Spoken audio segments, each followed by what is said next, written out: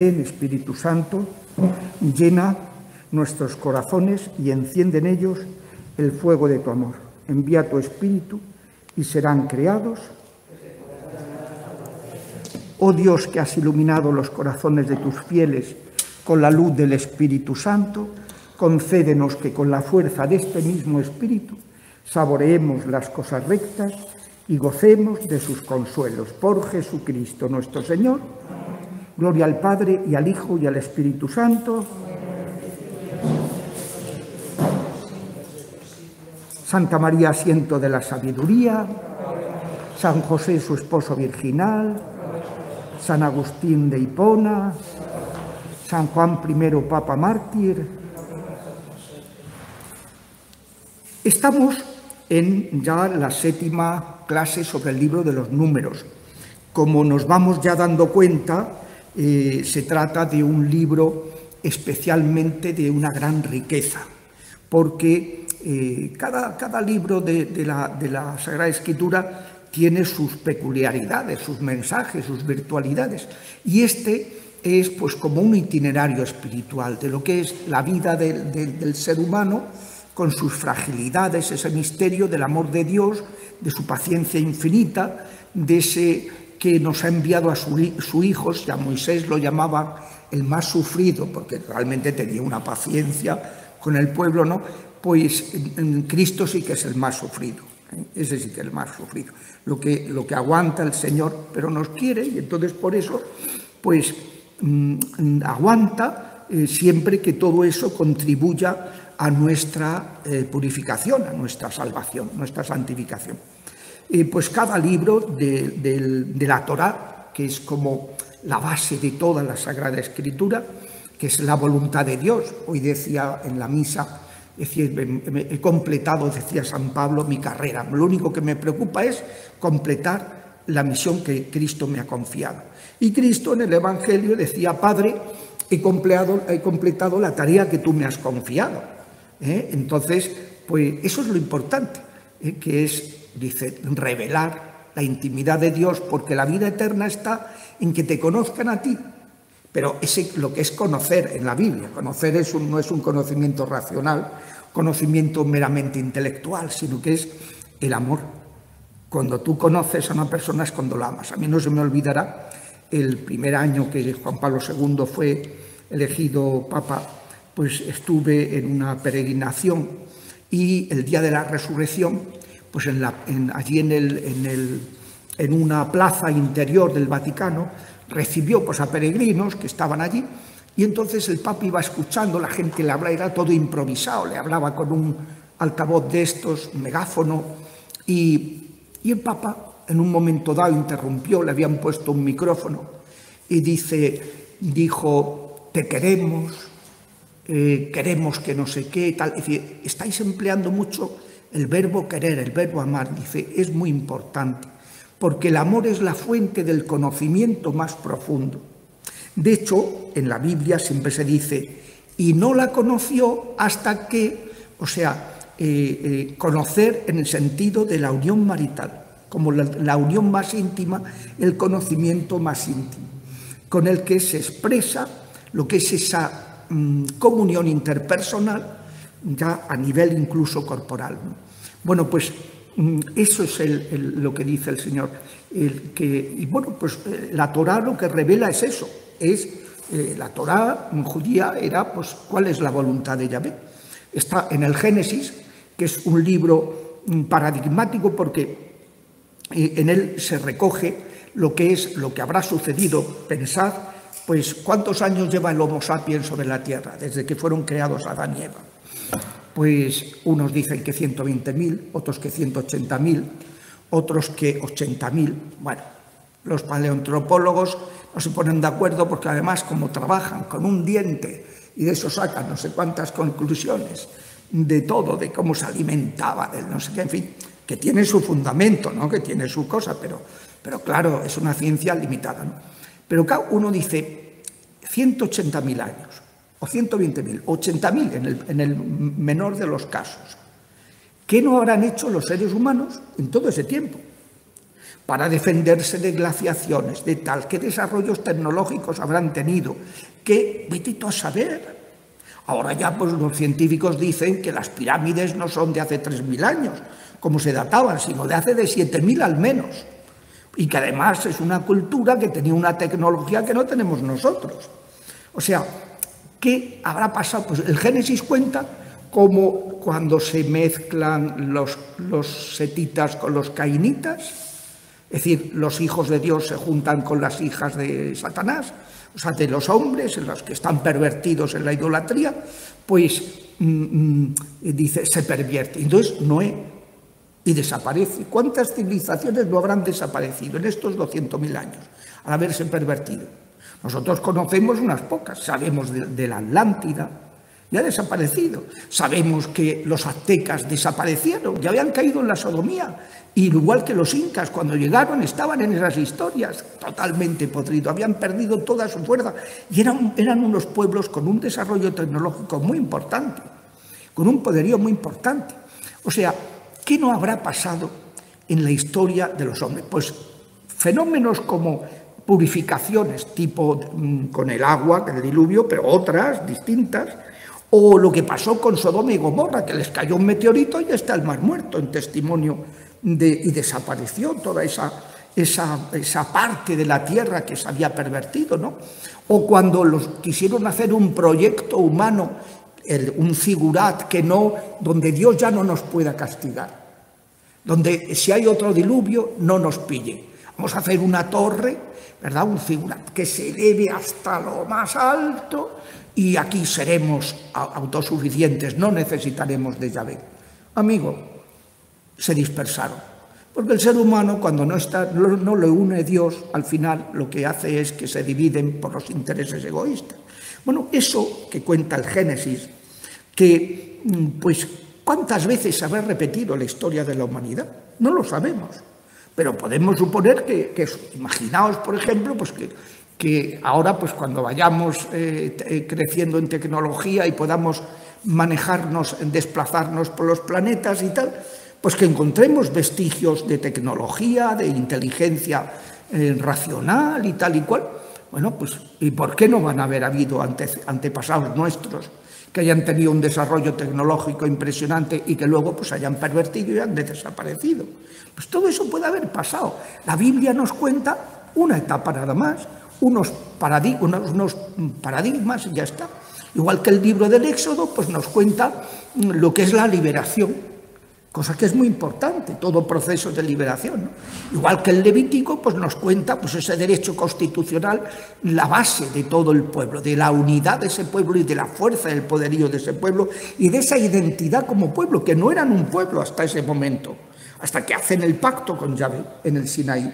Entonces, y les da la ley, les da la ley de santidad, sed santos, porque yo soy santo, vosotros no podéis ser como los otros pueblos con los que os codeáis. Porque esos pueblos no son santos, porque sus deidades no son santas.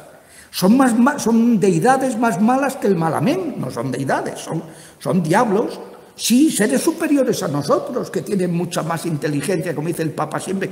No habláis con los demonios, que el demonio más tonto, dice el Papa, es 100.000 veces más listo que el premio Nobel más importante de los hombres. 100.000 veces más. Es el más torpe de los diablos. Claro. Entonces, pues eso, esa liberación, ese derecho constitucional, bueno, pues con los números, lo que se nos está contando, pues es eso. Hoy vamos a ver también un censo. O sea, ellos se censaron cuando salieron de Egipto, contaron cuántos eran y ahora los que están. Y cómo han ido falleciendo en esos 40 años, todos porque se lo dijo Yahvé, por vuestra infidelidad, vuestra falta de fe, todos y vuestras rebeldías, todos los que han salido de Egipto, mayores de 20 años, no entrarán en la tierra prometida, no entrarán en mi descanso. Empezando por Moisés, que vaciló en el momento de la piedra, donde en lugar le dijo, háblale a la roca, y Moisés, en lugar de hablarle, sobreactuó. No se fió de Yahvé y golpeó la roca. Claro, salió, pues no veas lo que salió. Pero Yahvé le dijo, por haber desconfiado de mí, no entrarás en la tierra prometida. Y el amigo de Dios no entró en la tierra prometida. Fue Josué el que dirigió al pueblo y tampoco entró Aarón, sino fue su hijo Eleazar. De los 4 hijos, 2 palmaron, como dijimos, ¿no?, por haber profanado la ofrenda del incienso, del fuego sagrado, y los devoró el fuego. Y de los otros 2, Eleazar, el que sería la raza, la casta de los sumos sacerdotes, y el otro hijo, pues que sería el padre de los sacerdotes en Israel, ¿no?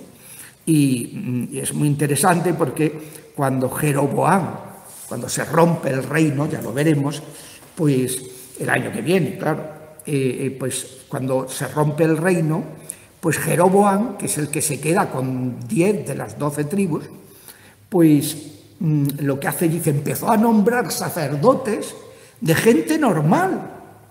Claro, porque para dar culto a los ídolos, a esos 2 becerros de oro que puso en los 2 templos, uno en Dan y otro en Silo, pues para dar culto a esos ídolos no hacía falta que fueran sacerdotes, que fueran de descendientes de Aarón o de Eleazar o del hermano de Eleazar. No hacía falta, porque era un culto idolátrico y por tanto todo el mundo, es como pasa en los protestantes, han perdido el sacramento del orden, y entonces pastor puede ser cualquiera. Y pues tener una presbítera, una episcopa, pero es que como no son pastores, pero que es una función, no es una consagración. Al no ser una consagración puede ejercer ese ministerio cualquiera, y tienen obispas, y tienen pues todo, porque es humano, es todo humano, no tiene nada que ver con esto que se ha estado insistiendo tanto, ¿no?, bueno. Entonces, el último episodio que vimos el día pasado fue la prevaricación en la zona de Madián, de los madianitas, que está ya muy cerca de Moab, pues la prevaricación en Baal Peor. Peor no pudo ser. O sea, el nombre de Peor le está muy bien puesto, porque ahí se prostituyeron, sacrificando a Baal y fornicando con las hijas de Madián. Que ahora veremos lo que les va a pasar a los madianitas, que les va a caer una buena como castigo por haber hecho eso. Bueno, entonces estamos ya en el capítulo 26.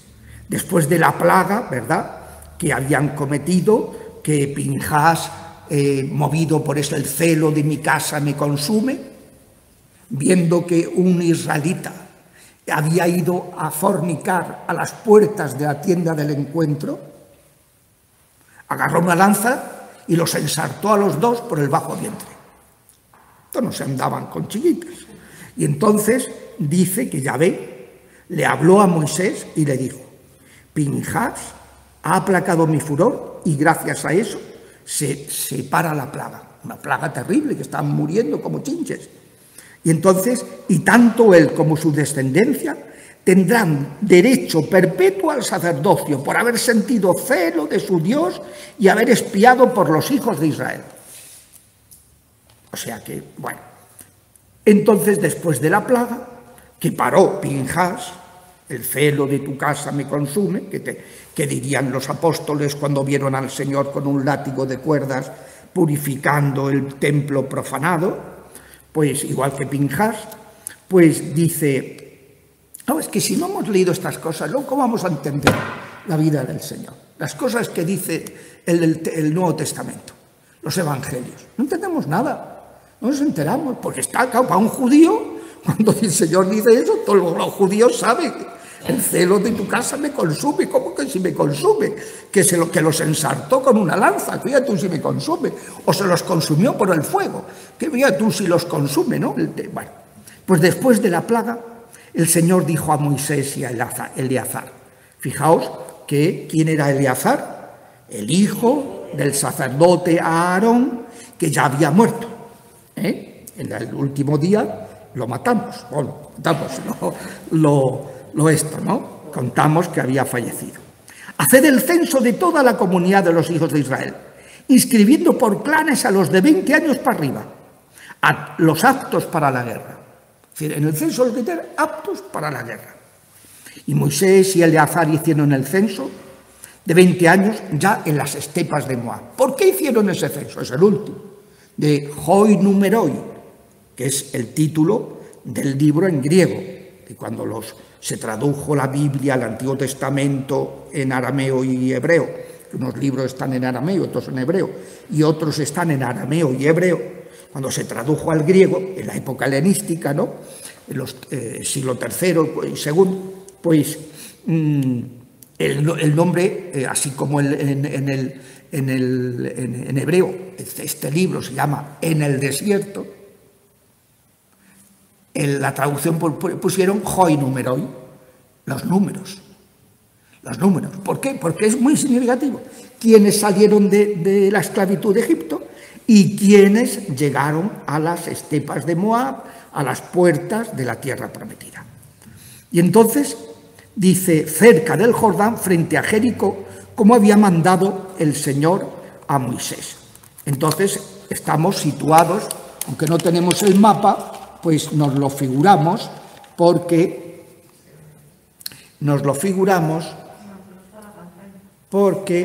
si tenemos el Jordán, este es el Jordán. Aquí arriba el lago de Genesaret, aquí abajo el lago Salado, también llamado Mar Muerto. Lago Salado, Mar Muerto. Imaginaos que este es el lago Salado y aquí está el lago de Genesaret y este es el Jordán. Bueno, pues aquí, justo encima del lago Salado, está Jericó en este lado. Entonces ellos se establecieron aquí, en las estepas de Moab. Y entonces, pues antes de cruzar el mar, el río Jordán, para entrar en Jericó, y que fue cuando dieron esas vueltas, 7 días, bueno, qué precioso, ¿no? Y que cayeron los... Bueno, pues antes de eso hicieron el censo aquí, en las estepas de Moab, ¿no? Y entonces dice, hijos de Israel que salieron, Rubén, hijos de Rubén, de Enoc, tal, y va diciendo de los clanes rubenitas. Total, 43.730 aptos para la guerra. Hijos de Palú, Eliab, hijos de Eliab, tal, estos Datán, eran famosos, son los que se rebelaron contra Moisés y Aarón con la cuadrilla de Coré. Me parece que ya nos suena la cuadrilla Coré y su cuadrilla de 250 principales de esto. La tierra abrió su boca y se los tragó, cuando el fuego devoró a 250 hombres para que sirvieran de escarmiento. Pero los hijos de Coré no murieron. O sea, murió Coré, pero sus hijos no. Hijos de Simeón, por clanes, y entonces va contando. Hijos de Gad, y va contando. En el caso de Rubén ha contado esta anécdota, porque como recordaréis, Datán y Abirón, estaba Coré con su clan, y luego Datán y Abirón, había unos que eran hijos de uno y otros que eran hijos de otro. Y entonces, pues eso. Sigue con Gad, hijos de Gad, hijos de Judá, y Onán, que murieron en la tierra de Canaán. Por asesino, y Onán por el pecado de onanismo, la práctica anticonceptiva. No quería darle hijos a su hermano porque murió su hermano, él tenía que casarse con la viuda para darle hijos y no quería darle hijos porque iban a ser hijos de su hermano. Él quería tener los hijos con otra mujer suya que no fuera de su hermano, y entonces Dios lo mató. Hijos de Judá, por clanes, de fulano, de Bengano, tal, estos son los que... Y se registraron 76.500 aptos para la guerra. Hijos de Isaacar, que es otra de las tribus de Judá, 64.300. De Zabulón, 60.500. De José, por clanes, porque sabéis que José contaba doble. Efraín y Manasés. ¿Dónde estará Manasés? Si tenemos el río Jordán aquí arriba, a la derecha, estará Manasés. Bueno, primero Dan, luego Manasés, porque y luego a la izquierda, encima de Judá, están Efraín y Manasés. Pero era una tribu que se había extendido muchísimo, entonces le dieron en la tierra, en Palestina y en la Transjordania. Nos hemos improvisado aquí un mapa estupendo. Bueno, como lo hemos visto muchas veces, pues no lo imaginamos, ¿no? Pero a ver si la tecnología nos resuelve el problema de comunicación que tenemos, ¿no? Bueno, Entonces, hijos de Manasés, de Maquir, tal, de no sé qué, no sé cuánto, tal, en total, pues tantos, ¿no? 52.700. Hijos de Efraín, por clanes, de tal clan, de total 32.500. Hijos de José, por clanes, de Benjamín. Estos son los de José, por los dos clanes, Efraín y Manasés. Luego de Benjamín, que significa 45.600. Hijos de Dan, 64.400. De Aser, 53.400. De Neptalí, 45.400. En total fueron 601.730 aptos para la guerra. Cuidado, no incluyen los menores de 20 años y no incluyen... No, mayores sí los incluyen, pero los mayores de 50 efectivamente no son aptos para la guerra. Pero bueno, pero yo creo que los mayores habían ido palmando, ¿eh? Entonces, pues esto. Los que no incluyen son las mujeres. Claro, porque las mujeres no cuentan, ¿eh? O sea, en todo esto no son aptas para la guerra y por tanto, pues bueno. Ahora veréis unos detalles muy curiosos de medidas que toma Moisés para mejorar a las mujeres, pero siempre dentro de unas leyes. Si una mujer ha hecho un voto y su marido o su padre lo aprueba, se le respeta. Si no, pero ya se le permite a una mujer hacer un voto. Cosa que en los otros pueblos no. La mujer no podía hacer ninguna de esas cosas. En el caso del pueblo de Dios necesitaba la aprobación del que mandara sobre ella, el padre o el marido. Pero, van tomándose medidas, igual que el libero de repudio, que es para proteger también a la mujer, que no quedara... Jesús les dice, todo eso ha sido por la dureza de vuestro corazón, Dios ha tenido que transigir, que condescender, eso no es lo que Dios quiere, no es un proyecto para esa igual dignidad del varón y la mujer, como refleja el Génesis cuando habla de la creación, diciendo que son de la misma pasta, que además... la mujer dentro de ese proceso tiene un mayor acabamiento, es como más perfecta que el varón. Entonces, bueno, pues, pero en contra de eso, pues como está todo el tema, el pecado introduce el machismo, como también les dijo el Señor, buscarás con ardor un marido y él te dominará. Eso es consecuencia del pecado. Entonces, pues, esa búsqueda ardorosa, estar enfrascada, que hay que casarse porque hay que casarse, pues no, señora, no hay que casarse si no hay que casarse. O sea, ¿cuántas veces pues pasa eso? Te casas con quien no debes y luego se paga, claro. Bueno, entonces el Señor dijo a Moisés, entre estos tienes que repartir la tierra. ¿Por qué hicieron el censo ahí en las estepas de Moab? Pues hicieron el censo porque había que repartir todo Palestina. Eso no significa, como decía Netanyahu padre, que, claro, le pegó una puñalada al hijo tremenda, ¿no? Porque Netanyahu, el primer ministro, tenía un padre que es un arqueólogo, un historiador, es un científico que pasa olímpicamente de la política. Entonces un día sacó diciendo, oiga, que no se crean ustedes que la presencia de los israelitas y luego los judíos en Palestina, que ha sido una presencia que ellos fueran los amos de la barraca, que todo fuera de ellos. No, han estado conviviendo siempre con otros pueblos y peleándose con otros pueblos, y esto no es solo de ellos. Claro, decir eso hoy a los judíos, que tal, con la que tienen liada, que han tenido liada siempre, ¿no? Pues claro, fue una cosa que sentó a cuerno quemado, pero que es la historia. O sea, no pensemos en una apropiación de la totalidad, no, fueron derrotando a las distintas pueblos, que amorreos, fereceos, cananeos, pero los derrotaban, pero no los exterminaban, los dejaban recluidos a menos territorio, menos ciudades, menos tal, ellos se apropiaban, ellos iban poco a poco, pues, pero nunca fueron los poseedores únicos. Eso no ha existido, ¿no? De esto, como bien decía el historiador, el arqueólogo Netanyahu. Bueno, entonces dice que repartirás a cada uno según el número de los censados, pero el reparto será a suertes. Según el número de censados de cada tribu se hará distribución. Distribuirá la heredad a suertes, pero distinguiendo entre el grande y el pequeño. Entre el grande y el pequeño. Es decir, hay que hacer según el número de hombres de cada tribu. Y luego no a dedo. Así se asegura un reparto justo, un reparto equitativo.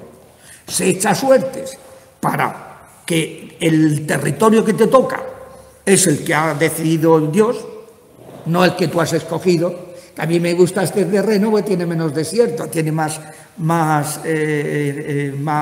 terreno cultivable. Me interesa. No, el que te ha tocado. Y tú ahí ya te organizas. Y luego, eso es una manera de que se... Y luego, cantidad, en función del número de personas. ¿Cuál es un reparto? Pues muy equitativo. Entonces, dice, y hicieron un censo de los levitas también. ¿Los levitas iban a tener un terreno? No.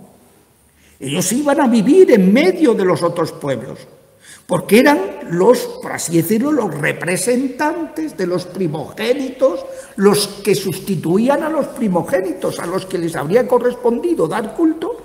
Pues eso, entonces un censo, entonces ya sabéis que de la tribu de Leví tenía tres hijos, 3 clanes, Gersón, Kehat y Merari. Gersón eran los que se ocupaban, no eran los sacerdotes, eran los que se ocupaban de transportar las cosas que les preparaban Eleazar y los sacerdotes. Solo podían tocar las cosas sagradas de la tienda del encuentro, etc. Y las cosas sagradas solo las podían tocar una vez envueltas por los sacerdotes y llevarlas ellos, los de Gersón, a hombros. Recordáis que no las llevaban en unas carretas. En cambio, Kehat y Merari sí que llevaban en carretas, porque llevaban ya en la tienda del encuentro, ¿no? Como recordaréis, pues había muchas empalizadas, había maderas, había telas, había muchas cosas. Pero lo sagrado del Santa Santorum y del Santa, eso solo lo podían tocar los sacerdotes y transportarlo a hombros los hijos de Gersón, los más distinguidos. Todo eso para que no muriera ningún. Entonces, dice, fijaos, estos son los clanes de los levitas. El clan hebromita, el clan magita, el clan musita, el clan coreíta. Dice, Kehat engendró a Amram. O sea, ¿de quién era hijo Moisés y Aarón? Dice, engendró a Amram. Y la mujer de Amram se llamaba Joquebed, hija de Leví, que le nació a Leví en Egipto. Y Amram tuvo de ella a Aarón, a Moisés, a su hermana María. Aarón, Moisés y María. Y Aarón engendró a Nadab y a Abihú, a Eleazar e Itamar. Itamar era el cuarto, que siempre se me olvida, y Itamar. Nadab y Abihú, que son los del fuego que los abrasó. Eleazar e Itamar, y esto. Nadab y Abihú murieron al ofrecer fuego profano delante del Señor. Vuelve a recordarlo. O sea, el libro de los Números va recordando al pueblo de Dios qué es lo que ha pasado. Y aquí quién es quién, y quién ocupa la prelación, y quién es tal. Y cuando se rebelaron, dijo, ¿y tú por qué vas a ser Aarón y Moisés vais a ser los tal? Aquí todos somos iguales. Iguales, unos más que otros. Y ahora os vais a enterar. Y venid mañana con vuestros incensarios, todos iguales. Y se presentaron Coré con ¿cómo se llamaba? La cuadrilla de 250 principales y tal. Y el fuego santo los abrasó. Y luego a los otros dos, pues se los tragó la tierra. Bueno, con sus familias y sus bienes, se abrió la tierra y se los tragó. Entonces, y en total de registrados varones, de un mes para arriba, fue de 23.000. Aquí cuenta de un mes para arriba. ¿Por qué? ¿Porque ellos tenían que hacer la guerra? ¿Los levitas? No. Ellos no guerreaban. Por tanto, cuentan todo varón levita, ya a partir de un mes, es queda censado, se es tenido en consideración, porque va a ser ministro, va a ser un servidor, ¿no? Y entonces, pues, y no fueron alistados con los demás hijos de Israel, porque no se les repartiría heredad como los demás hijos de Israel. Por eso el Señor dice, yo soy tu heredad. Y tú, por mi servicio, vas a recibir el alimento, el dinero, lo necesario para tu sustento. Lo cual significa que yo, Yahvé, soy el que te voy a alimentar. Directamente, era un privilegio. Y estos fueron los censados, por Moisés y Eleazar, en las estepas de Moab, frente a Jericó. Entre ellos no quedaba nadie de los que habían sido censados por Moisés y el sacerdote Aarón. Aquí está el secreto. De todos los censados, de los numeroi, hoi numeroi, del censo inicial, de cuando salieron no de Egipto, sino de haber hecho de aquí cuando estaban en la península del Sinaí, y aquí abajo en el Sinaí, ¿no? Pues cuando salen de ahí, que van subiendo hasta Cades Barnea, y luego los idumeos no les dejan pasar y tienen que volver a bajar hasta Acaba, el Golfo de Acaba, y luego subir por aquí por la derecha hasta las estepas de Moab. Pues ese es dice, de todos los que habían salido, de los levitas que salieron de allí, 40 años antes, res. ¿Qué dicen los catalanes? Nada, ninguno. Y el Señor había dicho que moriría en el desierto sin que quedara ninguno excepto Caleb, hijo de Jefuné, y Josué, hijo de Nun. Eran los dos únicos que quedaron, que entraron en la tierra prometida. De los que salieron, solo que por eso es tan importante estos censos, y por eso los traductores de la Biblia, los Septuaginta, los 70, le dieron el título a este libro de En el desierto, que es lo más propio, le dieron en cambio el título de Hoi Numeroi, los números. Y entonces, fijaos, se acercaron cuando estaban haciendo todos estos repartos, pues se acercaron las hijas de Zelofejad, hijo de Jefer, hijo de Galad, hijo de Maquir, hijo de Manasés. Manasés, hijo de José. José tuvo dos hijos, Efraín y Manasés, que les dio Jacob cuando muere, a esos nietos les dio herencia como si fueran hijos. En atención a su padre José, que era el hijo preferido de todos y que lo odiaban, claro, los otros estuvieron a punto de matarlo, el soñador, en fin. Él tampoco se lo ponía, tampoco es que facilitara que lo que hicieran, porque claro, le dije, tenía un sueño, que todos vosotros me estabais respetando y os postrabais ante mí y tal y cual. A los otros se lo llevaban los demonios, ¿no? Pero bueno, el soñador. Entonces se acercaron estas hijas de este descendiente de Manasés, que eran Macla, Noa, Joclá y Milcá y Tirsa, 5 hijas. Se presentaron a Moisés y a Eleazar, a los jefes y a toda la comunidad, diciendo: nuestro padre murió en el desierto. No era de la cuadrilla de los que se amotinó con la cuadrilla. Lo de la cuadrilla, esto es muy importante. Que se amotinó contra el Señor la cuadrilla de Coré, que eran 250. Sino que por sus propios pecados murió sin tener hijos varones. No fue por ese pecado, sino por otros pecados suyos, los pecados, pues murió sin tener hijos varones, porque eso se consideraba, pues morir sin hijos varones era considerado como un castigo de Dios. Luego, que al mismo tiempo, con esto se está diciendo que el pecado del padre no se puede considerar como una maldición para los hijos, y que el pecado de Coré y sus secuaces, su cuadrilla, que alcanzó a toda la familia, es un caso especial. Entonces le dice: ¿por qué ha de ser borrado de su clan el nombre de nuestro padre? O sea, ¿por qué va a ser nombrado del clan de Manasés el nombre de nuestro padre? solo por haber tenido hijos varones. Darnos alguna propiedad entre los hermanos de nuestro padre. Totalmente razonable. Y entonces Moisés expone el caso ante Yahvé. Y Yahvé respondió: tienen razón las hijas de Zelofejad. Dales en propiedad una heredad entre los hermanos de su padre. Traspásales a ellas la herencia de su padre. O sea, que lo que le habría correspondido a su padre si no hubiera muerto por sus propios pecados, sin tener descendencia masculina, traspásales la herencia y dirás a los hijos de Israel: si un hombre muere y no deja ningún hijo varón, traspasará su herencia a su hija. Fijaos, esto es insólito.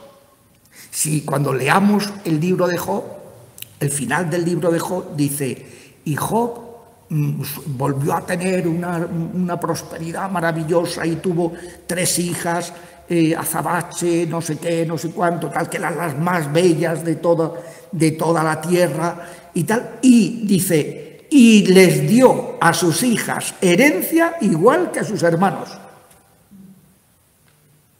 O sea, ya iba educando al pueblo en que el ser mujer no es un impedimento dirimente para ser considerado con toda plenitud en el plano del pueblo de Dios, de la comunidad de Israel. Y entonces, y si tampoco tiene hija, daréis la herencia a sus hermanos. Y si no tiene hermanos, daréis la herencia a los hermanos de su padre, a los tíos. Y si su padre no tenía hermanos, dará la herencia al pariente más próximo del clan, que será la norma de derecho para los hijos de Israel, según se lo ordenó el Señor a Moisés. Esta ley es una de las que influyó en el libro de Ruth, cuando Noemí vuelve arruinada con los 2 hijos varones que tenía. Habían muerto, su marido había muerto, y lo que le quedaban eran 2 nueras, de las cuales una dijo: mira, yo, con todo el respeto, Noemí, me vuelvo a mi tierra, a mis dioses y a mis historias. Y la otra, y Ruth, dijo que no,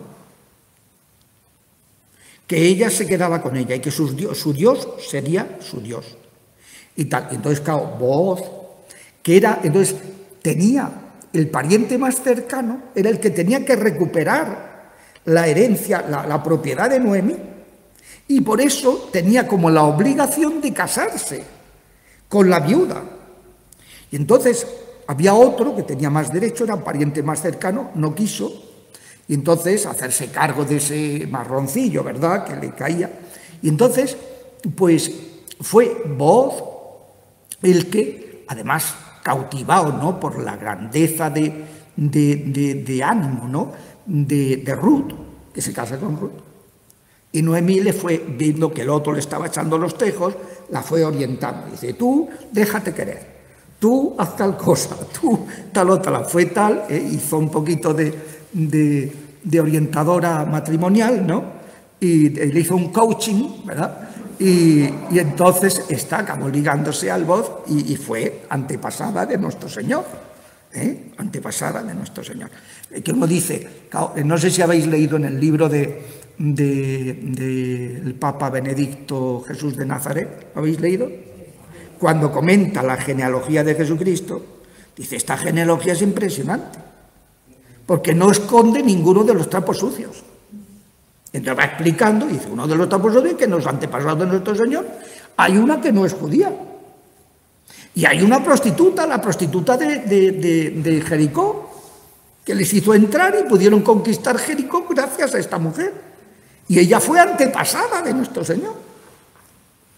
Y se habla, y Judá engendró de Tamar a Farés. Dice: ¿quién era Tamar? Su nuera, que se disfrazó de prostituta, como recordaréis, porque se había quedado sin hijos.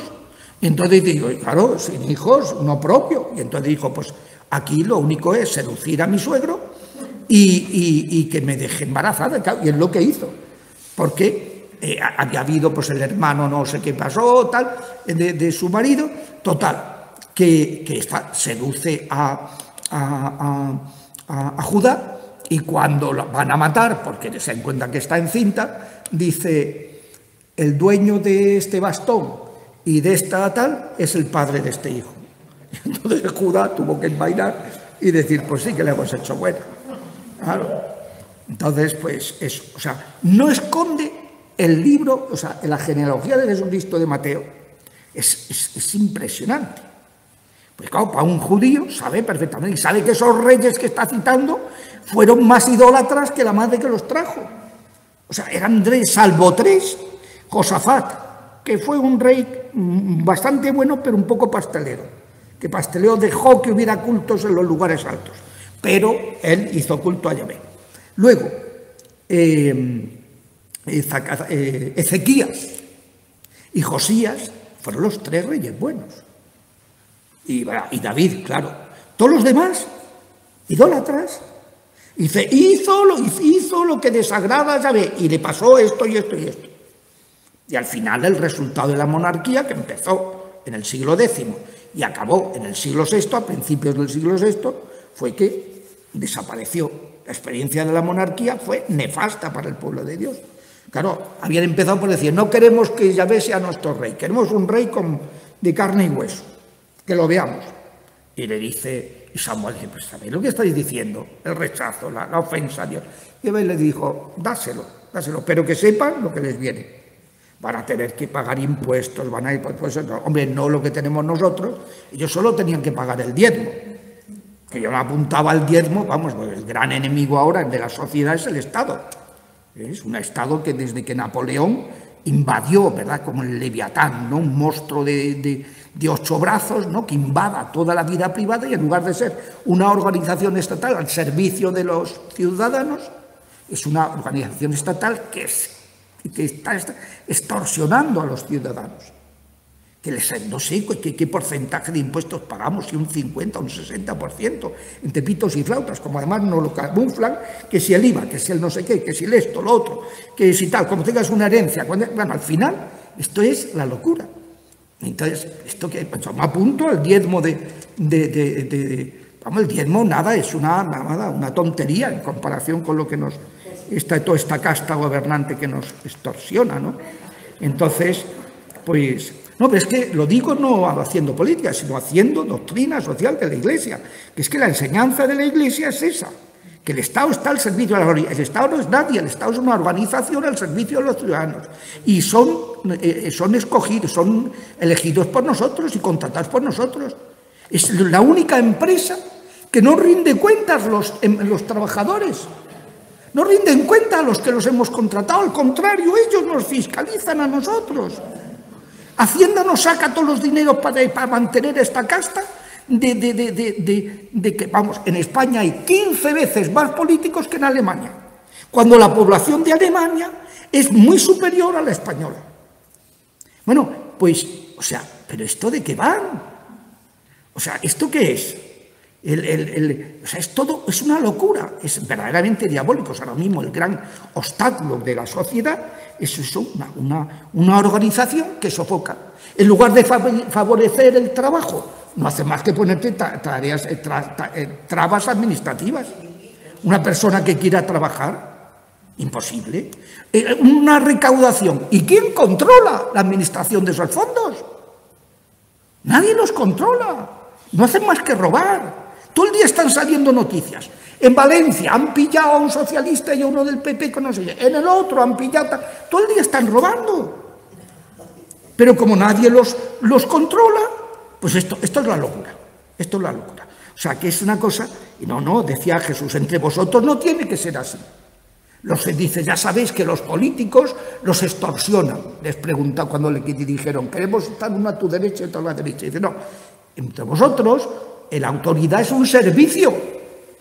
Esa es la doctrina de la Iglesia sobre la sociedad. Y no esta basura que tenemos hoy día y que hay que acabar con ella. Ya acabará Dios, creo yo, con ella y tendremos que resetear y empezar de nuevo. Pero vamos, ahora mismo el gran obstáculo de la familia, el gran obstáculo de que haya trabajo, el gran obstáculo de todo es el Estado. Es el Estado. Todas las empresas caen... No, claro, pero ellos no sacan el dinero. Bueno, en fin, que es una pena Y esto no tiene nada que ver con la enseñanza de Jesucristo y de la Iglesia sobre la función de la vida social. Bueno, vamos a... señores, entonces les daréis herencia, tal. Esta será norma de derecho para los hijos de Israel. Y luego le dice el Señor a Moisés que ya nombre a su sucesor, que es Josué. Le dijo, sube aquí al monte Abarim, contempla la tierra que voy a dar a los hijos de Israel. Cuando la veas, irás a reunirte tú también con los tuyos, como tu hermano Aarón. Porque os rebelasteis en el desierto de Sin, cuando la comunidad protestó y yo os mandé manifestar de ella mi santidad por el agua. La fuente de Meribá, en el desierto, en Cadés, encima de esto. Bueno, pues ahí en el desierto de Sin. Y entonces Moisés dijo al Señor, que el Señor Dios de los espíritus de todo viviente ponga un hombre al frente de esta comunidad. Uno que salga y entre al frente de ellos y los conduzca en sus entradas y salidas, para que no quede la comunidad del Señor como un rebaño sin pastor. Salir y entrar, conducirlos son expresiones que abarcan todas las empresas de un pueblo y de su jefe. Y entonces, esa era la misión de la autoridad, ¿no? Pues dirigirles. Y el Señor dijo a Moisés, toma a Josué, hijo de Nun, hombre en quien está el Espíritu. Dice, en él está el Espíritu Santo. Por eso yo lo voy a elegir, porque ya he puesto previamente en él el Espíritu. Y entonces imponle tu mano, impone la mano, como una efusión del Espíritu Santo. Claro, en la Biblia, la imposición de manos siempre se ha entendido como un gesto de autoridad que tienen los padres con sus hijos y la autoridad en el pueblo con sus súbditos. Por eso siempre es importante, y lo mismo en el Nuevo Testamento, por eso es importante cuando yo siempre les insisto a los grupos de la renovación carismática que no deben imponer todo el mundo las manos a todo el mundo, porque eso es peligrosísimo. Pues cuando te le impone a alguien que tiene la autoridad es Dios el que actúa. Pero cuando tú impones sin tener ninguna autoridad eres tú el que le están metiendo, vete tú a saber qué, y se crean unos malos rollos tremendos. Entonces es importante respetar la tradición del pueblo de Dios. La imposición de manos es un gesto de autoridad. No que todo el mundo aquí, todo el mundo. ¿Qué pasa? No olvidemos, la renovación carismática procede del ámbito pentecostal. Los pentecostales son protestantes, en ellos no tienen sacerdotes y diáconos. En ellos todo el mundo es igual. Todo el mundo puede hacer lo mismo porque, como no tienen ministros, pues no distinguen. Pero entre los católicos ya una renovación carismática católica tiene que distinguir lo que es un ministro, que tiene autoridad, del que no lo es. Y el no distinguirlo es una adherencia que tienen que corregir. Igual que el tema de a la hora de hacer oración de intercesión para liberar a una persona, la Iglesia prohíbe, y así lo recordó la Congregación para la Doctrina de la Fe el día de San Miguel, Gabriel y Rafael del año 85, en una carta dirigida a todos los obispos del mundo sobre las normas sobre la liberación. Y nos hemos enterado de que hay grupos dirigidos por un laico y que imprecan a los demonios. Eso no se puede hacer. El único que tiene autoridad es el ministro. El exorcista para hacer exorcismos y el ministro ordenado, presbítero, obispo o diácono, para imprecar con oraciones privadas de liberación. Pero el mandarle a los demonios, yo por el poder de la sangre de Jesús te ato, te ordeno que te vayas, eso solo lo puede hacer el ministro. Para que no pase lo que dice Lucas, que pasó en Éfeso con los 7 hijos de Esteban, que iban haciendo exorcismos, vieron el efecto que tenía, el que le impusieran un pañuelito de Pablo, una cosa, y la gente se liberaba de momento, y entonces le dijeron a un poseído, en el nombre de Jesús de Nazaret, capítulo 19 de Hechos de los Apóstoles, versículo 11 y siguientes. En el nombre de Jesús de Nazaret, a quien Pablo predica, salid de esta persona. Y dijo el demonio, sabemos quién es Jesús, sabemos quién es Pablo, su siervo, pero vosotros quiénes sois. Y se arrojó sobre ellos, los desnudó y los apaleó a los 7. Y entonces se creó un terror en los cristianos de Éfeso, que se dieron cuenta que no se juega con estos temas, y todos los cristianos que se habían bautizado pero no se habían guardado en sus casas los pergaminos de brujerías, los trajeron, hicieron una pila y lo quemaron. Y dice, y costaba todo el dinero que estaba allí, que se quemó, 30.000 siclos, una pasta, porque el siclo era el salario de un jornalero de un día. Multiplicar, no sé hoy cuánto está el salario de un día, multiplicar por 30.000 y sale un dinero, ¿eh? Esto es como lo de los 2.000 cerdos, 800 euros, ahora está más barato el cerdo con la pandemia, pero que la gente no compra jamón y entonces han bajado. Pero antes estaban a 800 un cerdo, entonces multiplicas 800 por 2.000 y te sale no sé cuánto, 160.000 euros o no me acuerdo, es eso, ¿no? Pues ya está, pues bien, una pasta. Era el precio de la liberación, y que los de este lugar, los de, ¿qué sitio era? Los de Gerasa no quisieron pagar, se quejaron al Señor y le dijeron que se fuera de su territorio, ¿no? Una pena, no valoraban lo que era una liberación. Bueno, entonces toma a Josué, imponle la mano, preséntalo ante Eleazar. ¿Quién era Eleazar? El sumo sacerdote, hijo de Aarón. Y entonces, y ante toda la comunidad, dale instrucciones en presencia de ellos y comunícale parte de tu autoridad para que le obedezca la comunidad de los hijos de Israel. Parte, porque la autoridad de Moisés fue única, para sacarlos en milagros, en todo. Parte de tu autoridad, solo para dirigir, para gobernar, no para hacer milagros, ni para ser el interlocutor ante Yahvé y todo eso. Entonces, que se presente al sacerdote Eleazar y que éste consulte acerca de él al Señor según el rito de los Urim. Y a las órdenes de él saldrán, y a las órdenes de él entrarán todos los hijos de Israel, toda la comunidad. O sea, ¿qué tenía que hacer Josué? Josué era el que mandaba. Pero ¿qué mandatos tenía que dar? No los que él se inventara. Tenía que consultar al sumo sacerdote y que el sacerdote hiciera ese rito, los Urim, de preguntarle a Yahvé, danos un oráculo de si tenemos que atacar o no, si tenemos que levantar el campamento o quedarnos, si tenemos que, o sea, era eso, ¿no? Bueno. Y luego, pues, y Moisés hizo lo que había mandado, tomó a Josué, lo presentó a Eleazar y toda la comunidad, le impuso las manos, les dio instrucciones, como había dicho el Señor por medio de Moisés. Y entonces el Señor, también antes de que Moisés se muriera, pues le dice, tendréis que presentarme a su tiempo mis ofrendas, alimentos, mis manjares al fuego de aroma que me aplaca. Dice, este será el manjar del fuego que ofreceréis al Señor. Entonces empieza a decirle las fiestas que tenían que celebrar. Sacrificios diarios, los sábados, los primeros días de mes, la Pascua, sabéis lo que era la Pascua, la conmemoración de la salida, y la fiesta de los ácimos, porque esos días el pan estaba no fermentado, era pan ácimo. La fiesta de las semanas, que es cuando se cumpla la oblación, el día de las primicias, pues ofreceréis en holocausto, tal.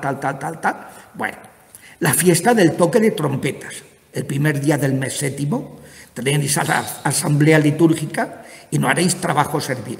Será el día del toque de las trompetas. El día del toque de las trompetas. Este nombre no se le da a esta fiesta en ningún otro lugar.